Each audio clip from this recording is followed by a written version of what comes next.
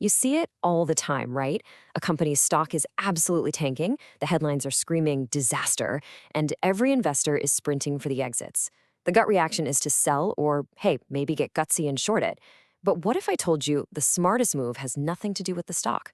What if the real opportunity is hidden one level deeper, in a place most retail investors are, frankly, too scared to look? Today, we are going to pull back the curtain on a strategy that sees a stock market crash not as an end, but as a beginning.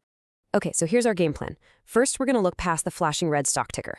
Then, we'll break down what is, without a doubt, the most important concept you need to know, the capital waterfall. After that, we'll demystify that scary term, junk bonds, show you the tools you can actually use to play in this space, and then, and this is critical, we're going to hit you with the brutal truth, the one massive risk that changes everything. All right, let's set the scene. A company you know is getting hammered in the news. Its stock is in an absolute freefall. For the shareholders, it is a horror show, no doubt about it. But here's the thing. That story, the one about the plunging stock price, that is not the whole story of the company, not by a long shot. I know what you're thinking. That sounds completely insane, right? Why on earth would you buy anything from a company that looks like it's circling the drain? Well, this single idea gets right to the heart of how a company is financially structured. It's all about understanding the massive difference between owning a piece of the company's future and owning its debt. So this is absolutely crucial to get. A stock and a bond are not the same thing. They're not even playing the same game. When you buy a stock, you're an owner. You're betting on blue skies, on future profits, on growth. But when you buy a bond, you're not an owner. You're the bank. You've loaned the company money, and in exchange, you have a legal, contractual claim on their actual stuff, their buildings, their patents, their cash, if they fail to pay you back. Now, to really get this, you have to be able to picture where you are in the line when the party's over and the company's assets are being divvied up. And that brings us to the most important visual in this whole game, the capital waterfall. The capital stack is basically the company's financial food chain. It's a legally binding pecking order that says exactly who gets paid first when a company goes belly up and has to sell everything off. And let me be clear. This isn't some friendly corporate guideline. This is the cold, hard rulebook of financial failure, and the courts enforce it. And here is that pecking order in all its glory. At the very top of the waterfall, getting the first fresh water, you've got senior secured debt. These are loans backed by actual physical collateral. Think of it as a mortgage on the company's factory. Right below them is our sweet spot, the senior unsecured bondholders. And then way down at the bottom, I mean, we're talking about the last person to get a life vest, getting only the muddy leftovers, if there are any. That's you, the common stockholder. And look, this isn't just my opinion. This is the reality, straight from the source. It's a legal right. The bondholders have a claim to the company's assets before stockholders see a single dime. This is exactly why they say the bondholders always eat before the shareholders. Okay, so we get this structure. We know who gets paid first. But that leads us right to the elephant in the room. This whole strategy revolves around buying bonds that have a really scary label, right? Junk bonds. So, what does that actually mean? You know, it sounds awful, doesn't it? But it's way simpler than you'd think. Junk isn't a moral judgment. It's just a rating, a grade given out by agencies like S&P and Moody's. It's their way of saying they think this company's debt has a higher chance of default than a super stable blue chip company. It's basically just a credit score for a corporation. That's it. And what's super useful here is that we can actually put numbers on that risk. This isn't just a vague feeling. It's based on historical data. A top-tier bond almost never defaults, but you get down to those C-rated bonds, and you're looking at a historical default rate of around 70%. That's a massive risk for sure, but the key is that it's a quantifiable risk.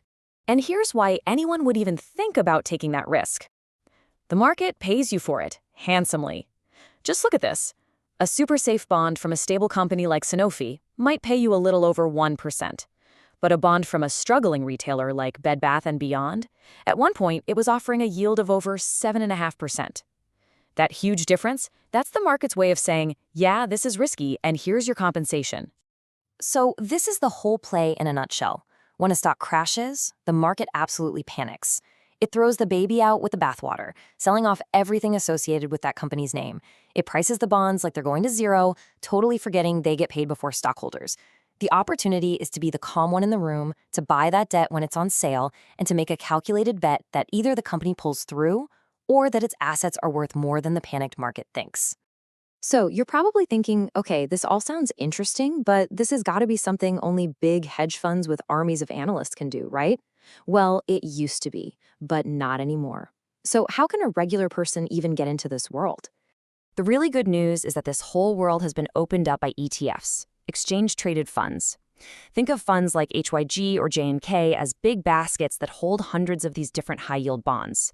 You can buy and sell them just like a stock on a normal exchange. And with one click, you get instant diversification. You're not putting all your eggs in one busted company's basket.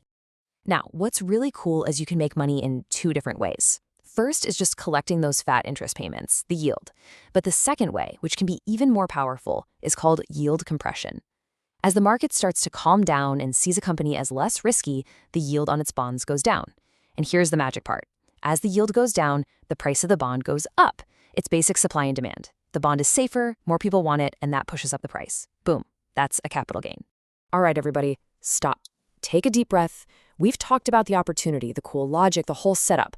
But what we're about to cover now is, by far, the most important part of this whole thing. This strategy is absolutely not a free lunch. It has one giant, terrifying risk, and if you don't understand this, you shouldn't even think about it. Here it is, plain and simple.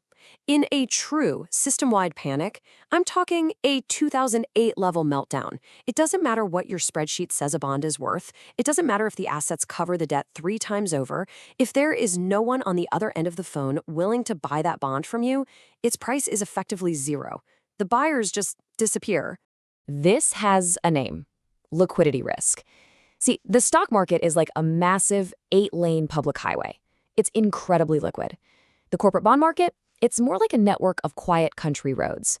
And in a crisis, those roads don't just get congested, they get completely blocked off. The entire market can freeze solid.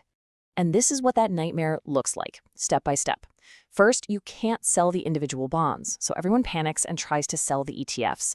This flood of selling causes the ETF's price to dislocate, meaning it trades for way less than the bonds inside it are supposedly worth. You're trapped. You can't sell, and your only option might be to hold on for dear life through a messy bankruptcy that could take years to resolve. And this quote just absolutely nails the human element of this. It's not just a financial problem at that point. It's a psychological one. The incredible stress of holding something you can't sell while the world feels like it's ending is just crippling.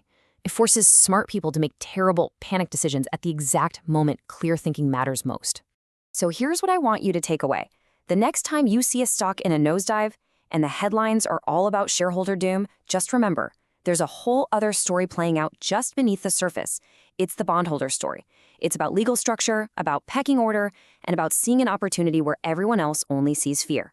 It's a high-stakes game, for sure, but it's a game that operates on a logic that is miles away from the noise of the stock market. Thanks for watching.